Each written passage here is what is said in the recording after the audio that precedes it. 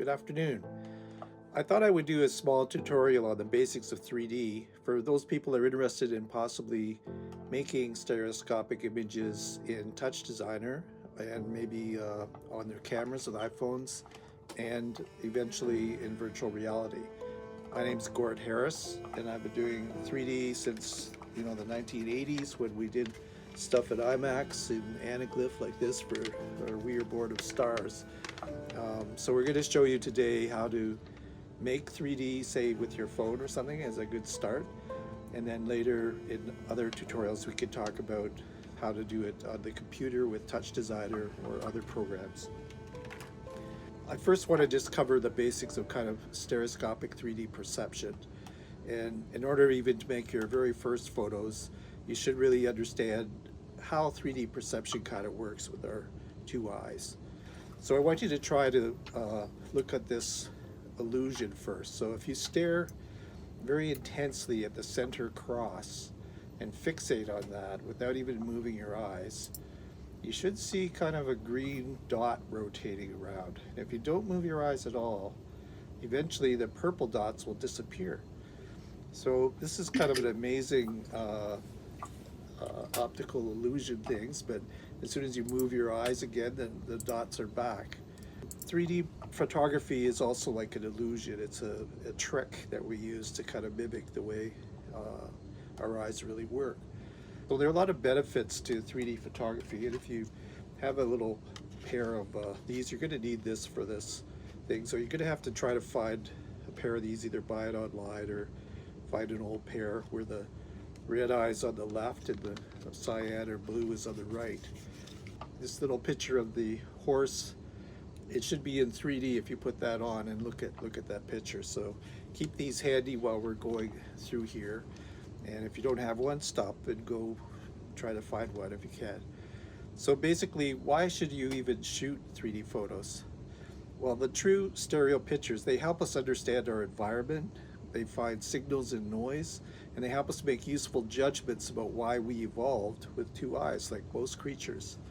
And so it helps distill the data of the world, and it assists in pattern recognition, and basically it helps us see and understand our world much better.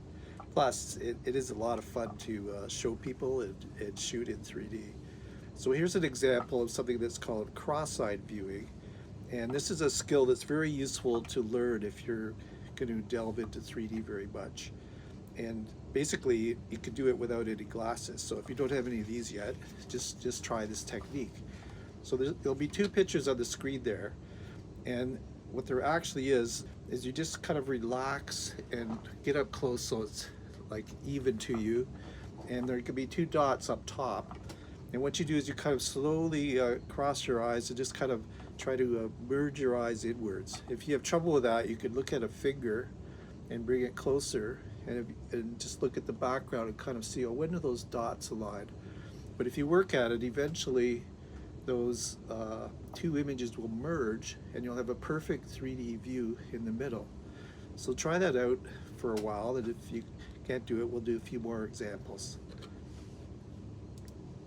So here's, try it without your finger this time. Just try taking your eyes and going kind of like that. It looks funny, I know, but if you just kind of gently relax and move them in, you could just learn to slightly shift your eye point nearer. So this is what's happening, of course, when we focus near and far. So the double images will merge and become a single image. So this is how you can kind of disambiguate a 30-day-old mouse embryo rendered from MRI data. And if you merge it with cross-eyed, you can see how the tail position is much clearer in 3D than it is in these 2D pictures. Here's another example of what I call disambiguating data. So if you just look at that picture by itself, in 2D, it's not exactly clear the structure, but the instant we have a wigglegram that does motion parallax and gives you two images from 2 points of view, you can really understand what it is. So this is from the Spirit rover. Not a great view, but the rock structure from Mars becomes much clearer. Stereo can also compress a lot of planar data into a more useful volumetric form. So like slices from a seismic survey for oil and gas, or MRI or CAT scans like this. And here's another one you could try out. This is a chick embryo that should be pretty easy to merge cross-eyed. So just a little slight cross-eyed view. And we call it cross-eyed because the right eye view has to be on the left and the left eye view has to be on the right. So your eyes are actually crossing over like this.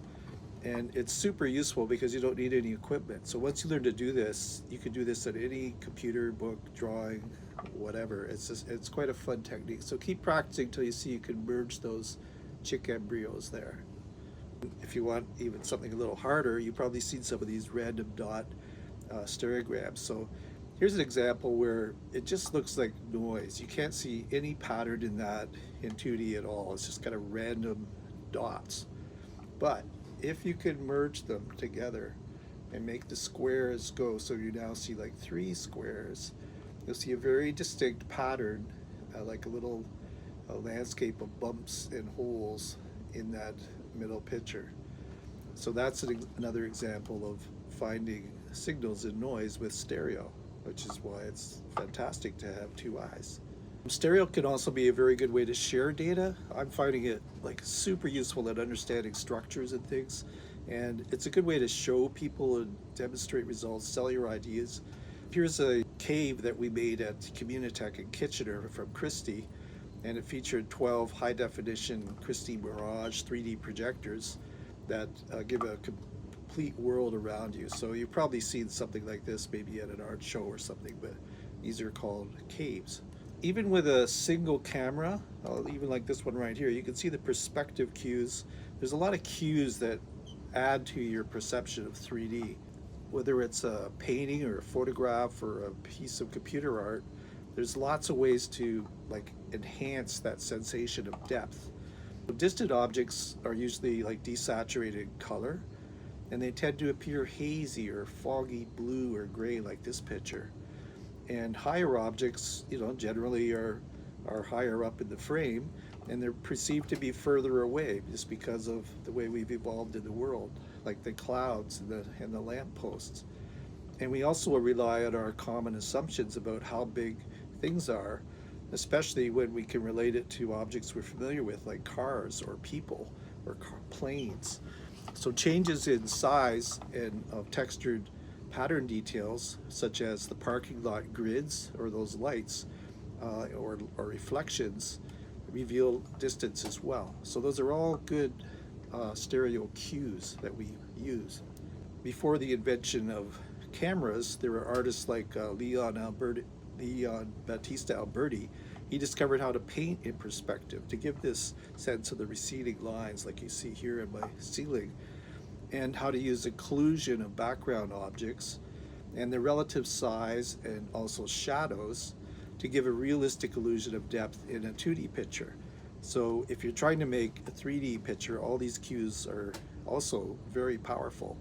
So use these distance cues when you shoot 3D, when you do your first test after this tutorial. And that's in addition to stereopsis. So with video, you also have very powerful motion cues like this that we call motion parallax, that give you a very clear idea, okay, I'm ahead of that environment behind me, the bookcases and so on. And you have object rotation and 3D trajectories. So with motion, like in videos, we have tons of good cues for 3D. So here's a few examples I shot on an iPhone where there's an implied vanishing point. So if you take a look at the left picture, you see how the parallel lines of the windows recede into the distance. And converging, or what they call leading lines in your shots, can be very, very helpful in enhancing your sensation of depth. So when you're doing your first shots, try to get something that has like a familiar structure or parallel lines that can make it look very 3D even before you put on the glasses. Here's a big idea I want you to remember forever. 1, please use reality as your ultimate model for 3D photography or 3D generation. So I want you to think about what you might see if you looked out a window at a distant star, simply observing. So what do you see if you're looking at a star very far away?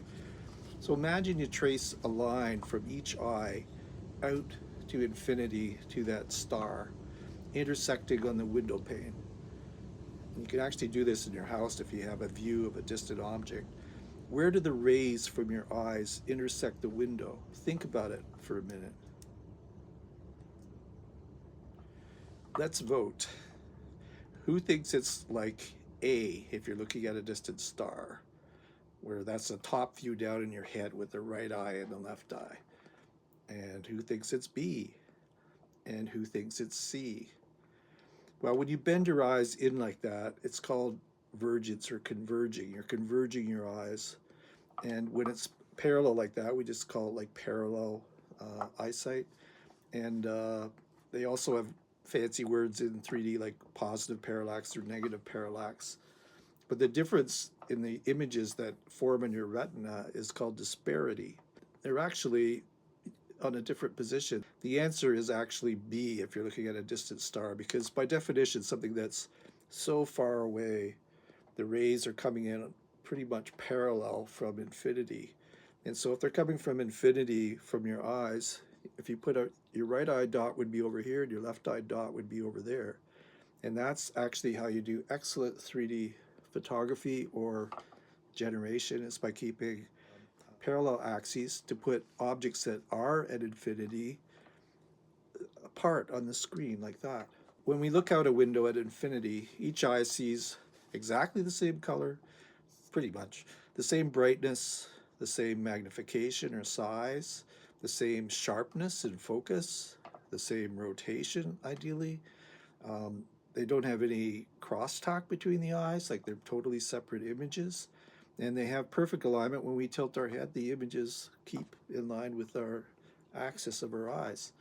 That's exactly what you should try to do when you're filming or creating 3D stuff, is keep everything, each eye, identical except for the vertical disparity. So I'm going to let you try to shoot some 3D today with just one camera. The easiest for most people is probably to use your phone if you have one. But here's some hints for the first things for you to try. Try to choose a scene without a lot of movement, because we're going to be starting with stills, so we fully understand this. And make use of many of those depth cues like parallel lines, convergence, all that stuff as we talked about. And then what you basically do, if this is my, I don't know, I'll use this for a camera.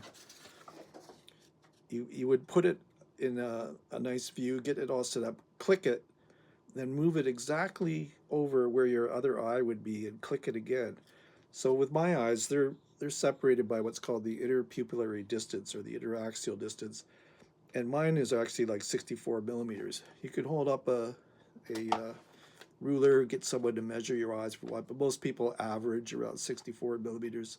Some may be 60, 59, some may be closer to 70, depends on your head, obviously. But basically, all you have to do a perfect 3D photo is just take a picture with probably starting with the same all the time, like your right eye, click, move it without bending it or aiming, click again. So if you have a camera, you could put it on a little sliding block or something like that, or if you have a tripod, some special things have slides on them. But for starters, just do it with your hand. Just move it about your eye spacing and click. If you want to exaggerate the 3D, you can make it wider. So you just do a new click, click, next picture, click, click. So I'd like you to try that after this tutorial, and then you'll have 2 perfect stereo photographs.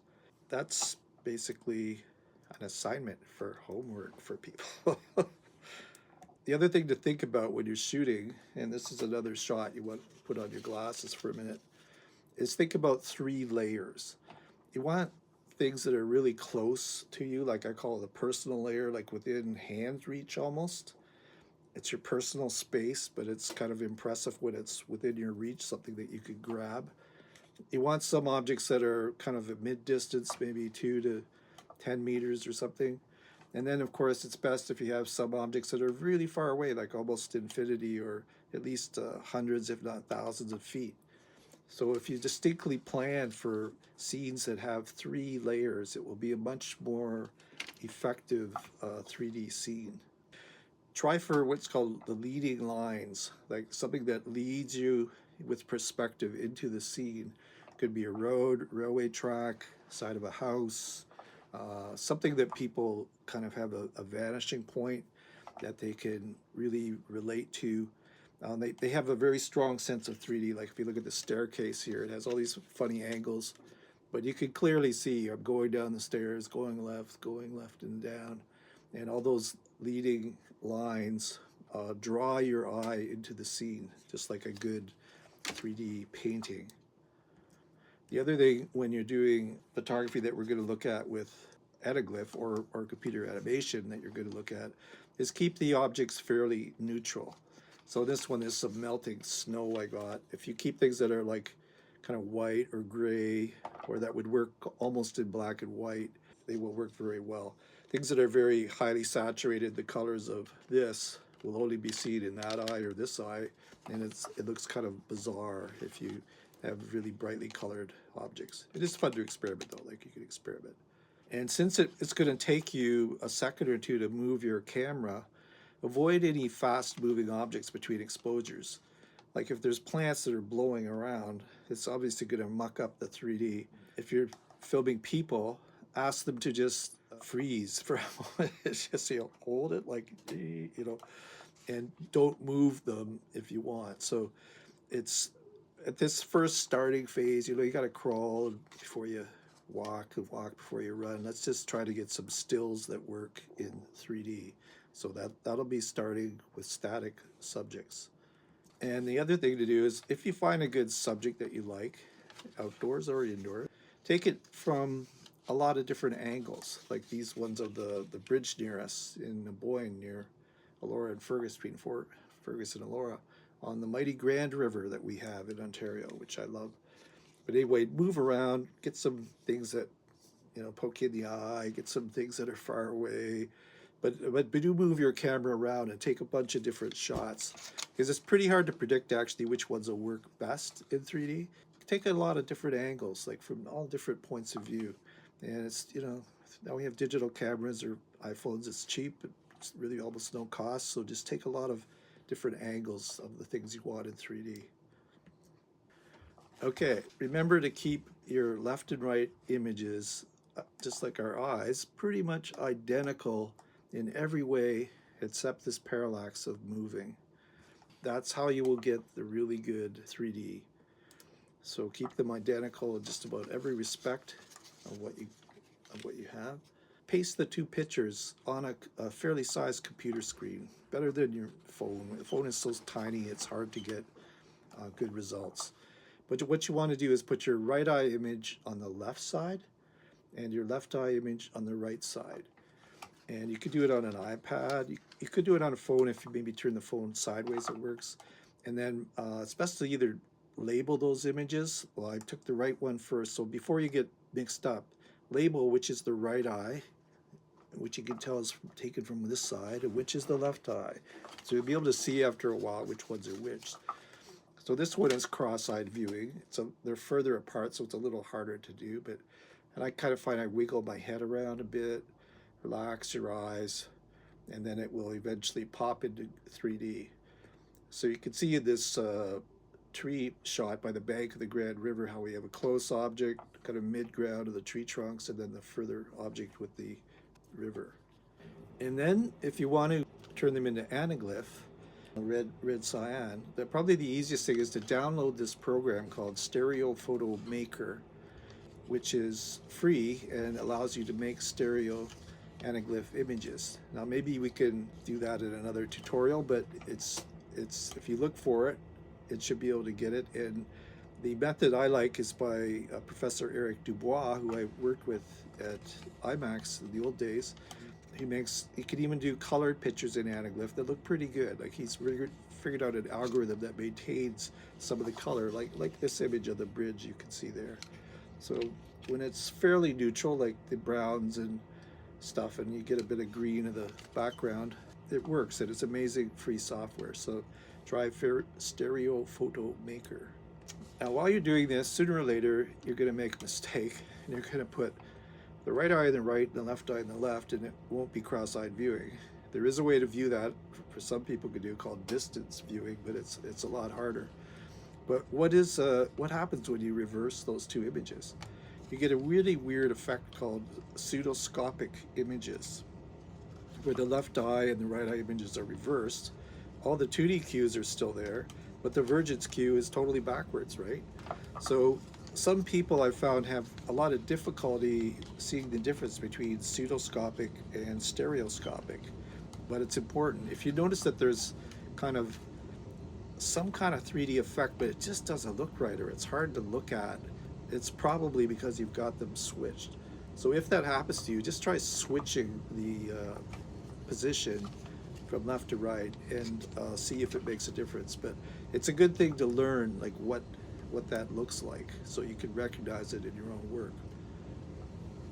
And they're still 3D-ish in a way. They still have some depth, but it's inside out. So it's quite odd. Things that are far away in 3D will actually appear like they're ahead of you, and things that are behind you will appear,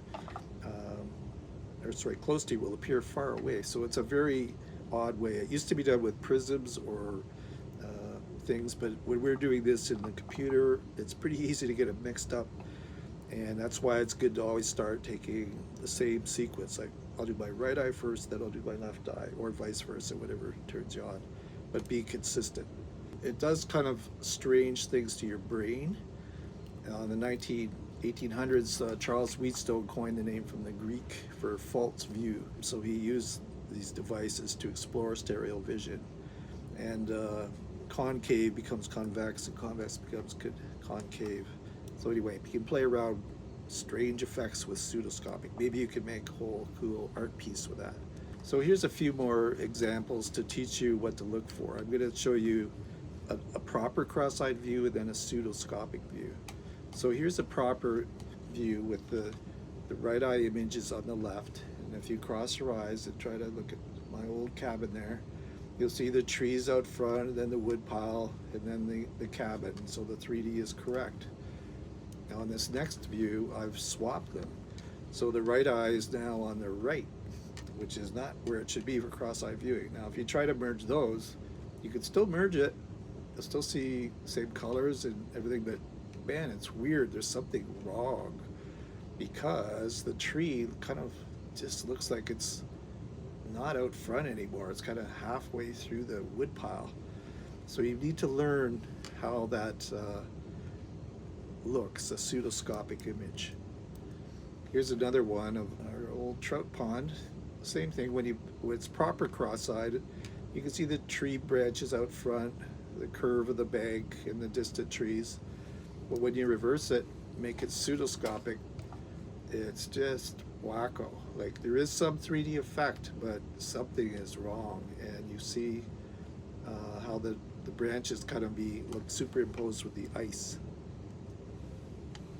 Here's yet a third example, like the tree cross-eyed viewing. Wiggle your head a bit. The green tree is clearly close to you, but in the pseudoscopic one, it's clearly backwards, and just the distant trees look like they should be ahead of the green foreground tree, which is just wrong. I think we wrap this up. It's been fairly long, but in summary, you can get very comfortable with good 3D photos if you just mimic what a human does when he's looking out a window, like looking at infinity. So that each image should have your head kind of level, your camera's level, and the only differences in the images should be the parallax from you moving it. Try to keep the virtual camera axes parallel, like don't bend them in or bend them out. It's called, cross-eyed or wall-eyed. That's what'll kill you. So keep them absolutely parallel and just move them sideways and take the next shot. If you do converge, you'll get the distant objects will be very far apart, and it will be very painful for your head. And also in post, if a shot looks off, you probably have your eyes backwards, as we talked about, so switch them. And finally, use every technique and trick for 3D, including the 2D ones that work with only one eye, for judging depth, and your 3D shots will be even better. There's a few references here that I will leave for you to look at if you're interested in more detail. And I'd like to thank these authors for many of their figures and ideas in this educational talk. I really like that book, Display Fundamentals, and Projection Displays is really good. And also John Mady's Laws of Simplicity. And here are some more links for the illustrations and so on used in this. And I thank the people who contributed information for this talk. And that's very enough for this tutorial. I hope you come back for another one if you find this interesting, and we'll delve in more about how to do this. But for now, go out and make some 3D pictures and look at them and learn how to do cross-eyed viewing and impress your friends. It is really quite fun. So thank you very much. Until next time, so long for now.